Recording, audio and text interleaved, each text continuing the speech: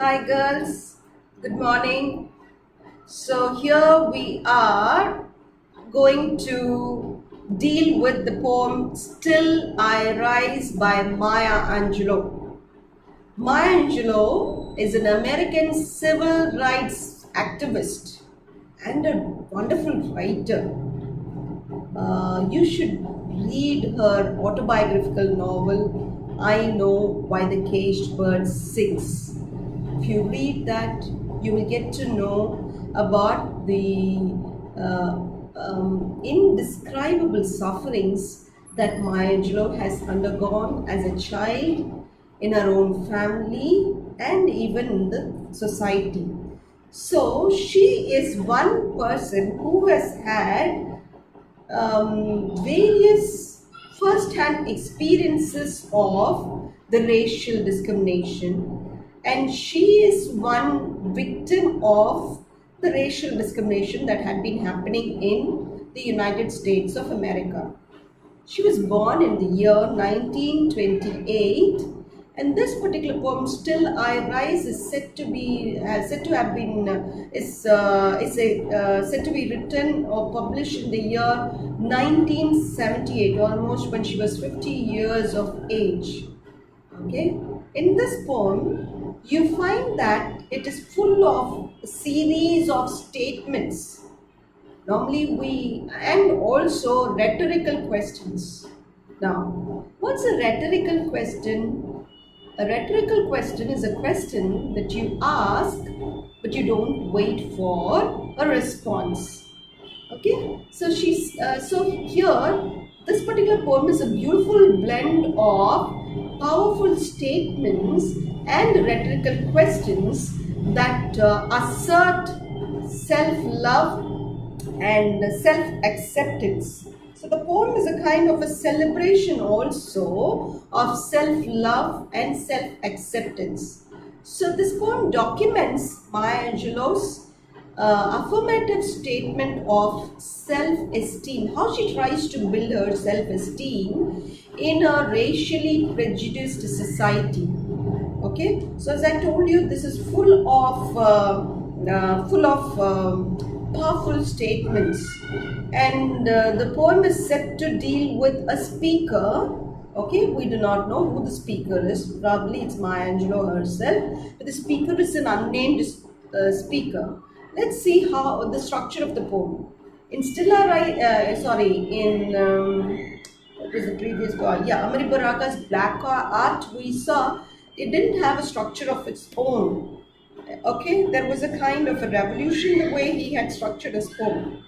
But here, Maya Angelou has brought together a few quatrains. So let's see how many quatrains are there. 1, 2, 3, 4, 5, 6, 7,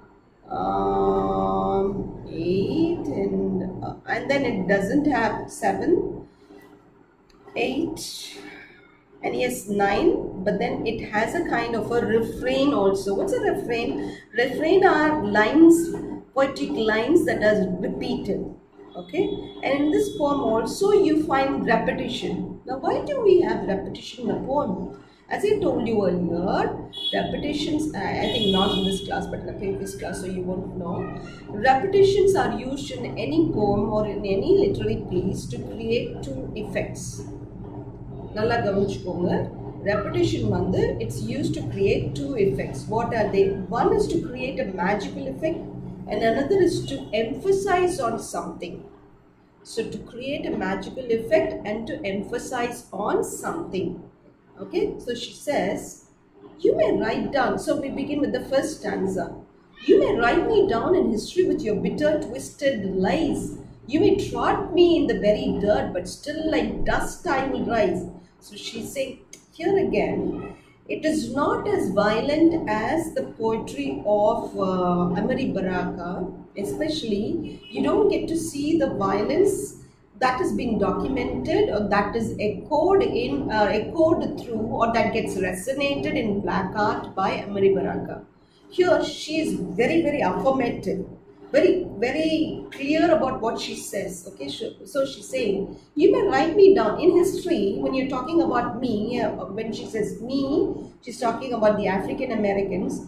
You may create lies, you may twist the story, you will have a different narrative. Okay, so you might have warped lies, or you will have bitter things to tell about the African Americans, or you may even trample me, and you may walk upon me as if you were walking upon a dirt, or upon something very dirty. You may tread upon me. Excuse me. You may just walk over me as if you're walking over something that's dirty. Whatever you do, but still, like dust I'll rise. And the dust, when it rises, you should be in you should experience that heavy winds that blow, bringing the sand dunes all over. So அந்த மாதிரி நேரத்தில் dust வந்து நம்ம லேசாக நினைக்கக்கூடாது. When it rises high, that's to say there's a kind of a whirlpool or a tornado. When it rises, even a little bit of dust that goes into your eyes, it can be irritating, and it can be so annoying. So she's saying, if you don't want us to grow up in history, if you feel that we should not have a history of ourselves, and if you're trying to manipulate the history by writing all things that are negative, by writing all lies about us, don't think you can just do away with us. No, we will not. And if you think you can walk over me, and if you think you can just step upon me as if you would step upon dirt, remember, I will rise. How? Like dust, I'll rise. And then she's saying, does my sassiness upset you? Why are you beset with gloom? Because I walk like got oil wells pumping in my living room. So she's saying, are you getting upset that upset over my sassiness means boldness? So are you upset with my boldness? Are you just gloomy?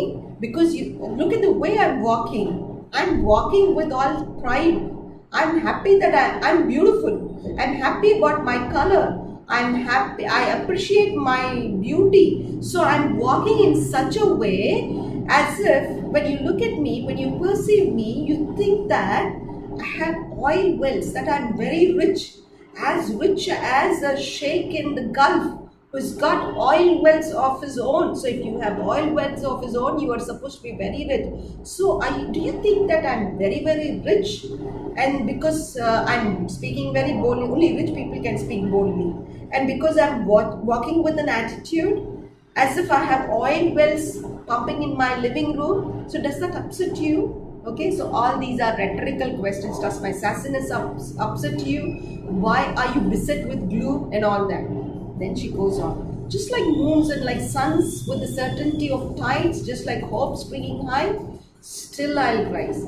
See, we all know that the suns and the moon keeps waxing and waning. The sun is also not on its own all the time. It just keeps changing. So, like the tides that rise high and fall low, my hopes also spring high and they come down. But still remember, I will not fall down. I'll rise again. Still I'll rise. Okay, girls, how motivating! What a motivating poem it is. Okay, when you read the poem, you understand that the speaker has quite an antagonistic view with her listeners, with her audience. So the speaker is none other than a black woman, and the audience or the readers are none other the oppressors. So who are her oppressors? The white men. So this particular poem, these two stanzas that we have read and the following stanzas that we are going to read, will tell us about how there's a kind of an antagonism.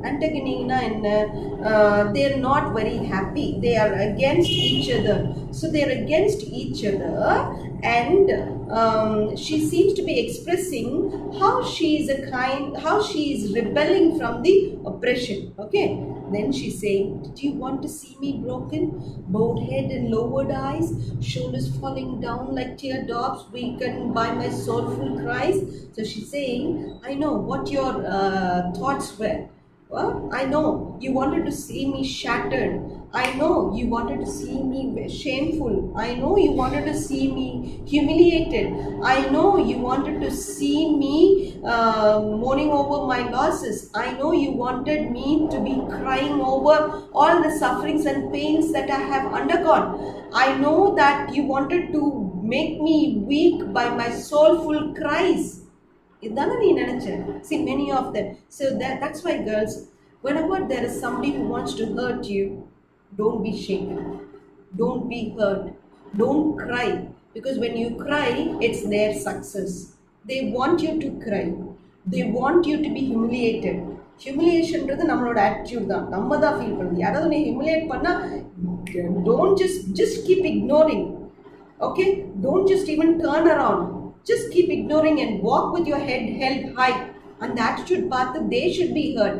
Like Maya Angelou, who says, "You wanted to hurt me in all ways, physically, mentally, emotionally, spiritually, in all ways. But please don't be so.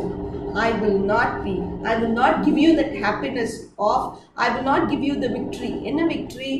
நீங்க நினைச்சபடி நான் நடக்க மாட்டேன். If I act that way, then you are the winner, you are the victor. Okay or not? Then she says, "Does my haughtiness offend you? Don't you take it awful hard? Cause I laugh like I've got gold mines digging in my own backyard."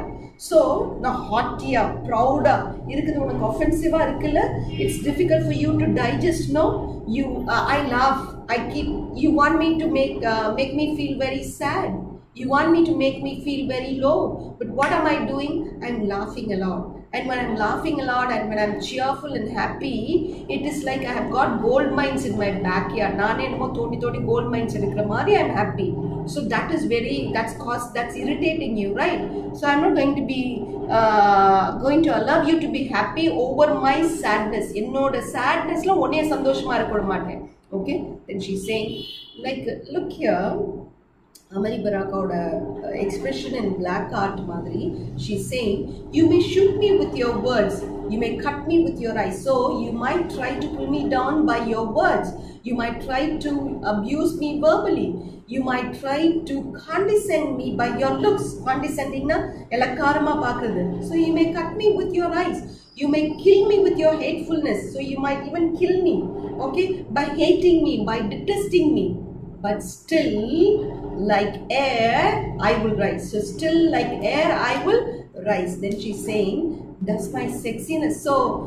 So even if you try to pull me down, even if you want to hurt me verbally, abuse me verbally, even if you want to look down upon me, even if you plan to, even if you scheme and concoct and plan to marginalize me with your hate, I will not allow it to happen. I'll fight out all these. I'll overcome all these barriers. And still like air, I'll rise. Then she's saying, "Look here, I'm very sexy. I'm very proud of myself. I'm very beautiful. Okay? I'm black. I'm beautiful. I'm powerful." அப்படி இருக்கும்போது, does my sexiness upset you? Are you troubled that I'm beautiful? நான் அழகா இருக்கிறத பார்த்து are you troubled? I have very good sexual appeal. So are you upset over it? Does it come as a surprise that I dance like I've got diamonds at the meeting of my thighs? So minnadi oil wells pumping in my living room madri, digging gold mines in my backyard madri. So the way I walk, the way I carry myself with pride, the way I appreciate myself, the way I really enjoy my beauty, the way I thank God for the gift of my life, for the gift of my color, the way I think I'm beautiful, இதெல்லாம் உனக்கு சர்ப்ரைசிங்கா இருக்கா? ஏன்னா எனக்கு என்னமோ diamonds நான் கையில வச்சிருக்க மாதிரி. Then she said, "Out of the huts of history, shame I rise." So you might try to reshape the historical narratives. but I give it a shape that I want. The historical narratives are உனக்கு ஏத்த மாதிரி மாத்திக்குவேன், ஹிஸ்டரியை மாத்துவேன். But from that shame, you have always tried to humiliate me through your historical narratives. But then I rise out of it in a very powerful way. Up from a past that's rooted in pain. I know when I look back into my past, when I just take a peek into my past, எட்டி லைட்டாக என்னோட past, என்னோட ரூட்ஸை பார்த்தா, I know it's full of pains, I know it's full of shame, but then I don't flee from it, I don't escape from my roots, I don't escape from my past. I face it with all joy, I face it with all pride, and I try to overcome that pain. திரும்பி பார்க்கும்போதுலாம் வலிச்சாலும் அதை நான் திரும்பி பார்த்து I rise from there. I'm a black ocean leaping and wide. நான் யாரு? அது there's a Tamil song, no, நான் யாரு அந்த மாதிரி நான் யாரு? I'm a black ocean. Nobody, so I'm a very huge ocean. It's not the ocean of it's not the normal ocean with the blue waters. I'm a black ocean. How am I? I'm leaping in the word வந்து you leap in joy. Okay, I'm leaping and wide. So it tells about the expanse, the power, welling and swelling I bear in the tide. So there is a lot of tide, but I overcome all of them. I just well out of them, I swell them. So I reshape and I write a history of my own. I script my own history. என்னோட history நானே உருவாக்குறேன். நீ என்ன எனக்கு history தரது? I create my own history. Okay? Then she says, leaving behind nights of terror and fear. எத்தனையோ நாட்கள். The women, black women, are said to be doubly marginalized. If you want to know, if you read Maya Angelou's life history, you get to know that she was sexually abused by her own foster father, okay, or her stepfather. She was sexually abused by him. Until she was raped. So women are black American women or African American women are doubly marginalized.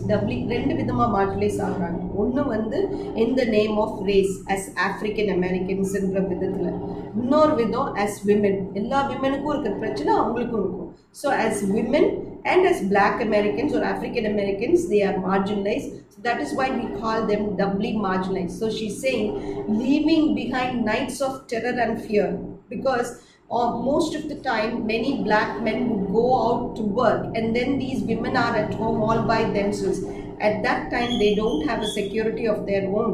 Many times the men leave their houses and go out. If at all a white American eyes on a black woman, he would see to it that the man is not at home by assigning him a job that demands his presence away of that demands his absence from home. வீட்டை விட்டு வெளியே போய் வேலை பார்க்குற மாதிரி ஒரு சினாரியோவை அந்த white மென் create பண்ணிடுவாங்க. ஸோ அந்த மாதிரி நேரத்தில் women experience only fear. So during the nights when we experience fear, I'm not going to be shaken up by the fear, and from that also I will rise up, she says. Then she's saying, into a daybreak that is wondrously clear. So daybreak or dawn is a sign of hope. So it's a sign of beginning, new beginning. It's a sign of freshness. It's a sign of newness. So from the night of fear, I wake up into a day that is very, very clear. Nothing confuses me. I have no conflicts within me. எனக்குள்ள எந்த conflicts கிடையாது. I have no confusions within me. I have nothing that is striking me. I don't live with fear. Okay, I don't live with fear. So I rise up from all that, bringing the gifts that my ancestors gave. So I go back to this line where she says, up from a past that's rooted in pain. Painful-ஆ என்னோட past இருந்தாலும் I go dig my past, I cling on to my past, I get back to my roots. எதுக்கு?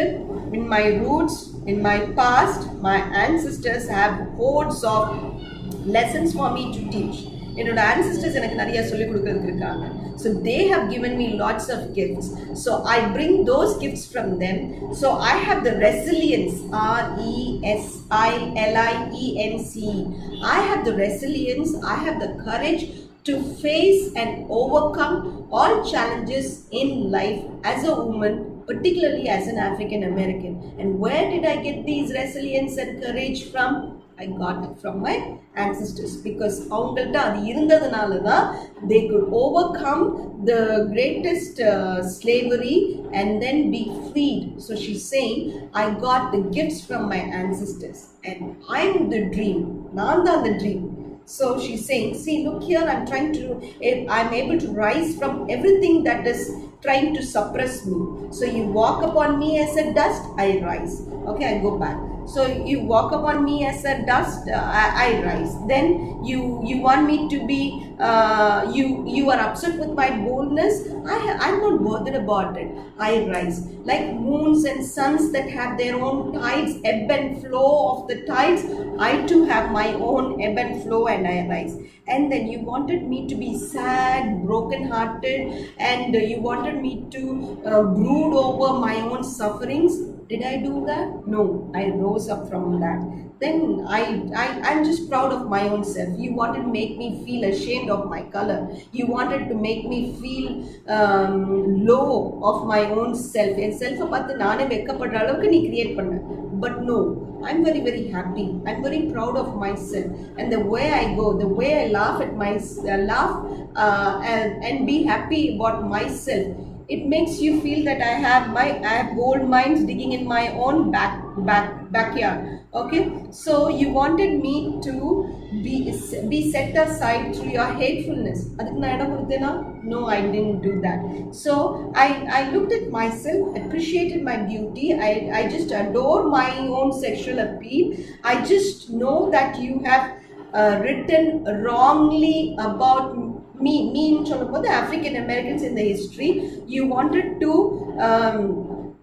inflict shame on us through history, but did I just die out of it? No, I am rising. அப்ப இப்படி நான் ரெசிலியன்ஸோட நான் இருக்கிற woman is a dream of all African American women. எல்லா African American women they want to dream like me. They want to be like me. Okay, they dream to be like me. Eppadi haughty, saucy, sexual, with the sexual appeal, appreciating their own beauty. Adunala, whatever I have done, I am the dream of many African American, and I am the hope of the slave. See, inge solrangala, into a daybreak that's wondrously clear. I told you it indicates something new. So she says, I am the dream and I am the hope of the slave. Then she says, I rise, I rise, I rise. Okay, maybe the vidyasudhyasmana tone nama sollanga, I rise, I rise, I rise. As I told you, each of these words, I rise, when it's being repeated as a refrain, it creates and it is used for emphasis. So it reiterates Maya Angelou's emphatic views on how she tries to overcome all challenges in life. Hope this poem was a very motivating one, girls. Let me see if I have missed out anything. Okay, then she asks her readers through the words you. She addresses the readers and questions them whether they are able to overcome their own prejudices and privileges towards blackness.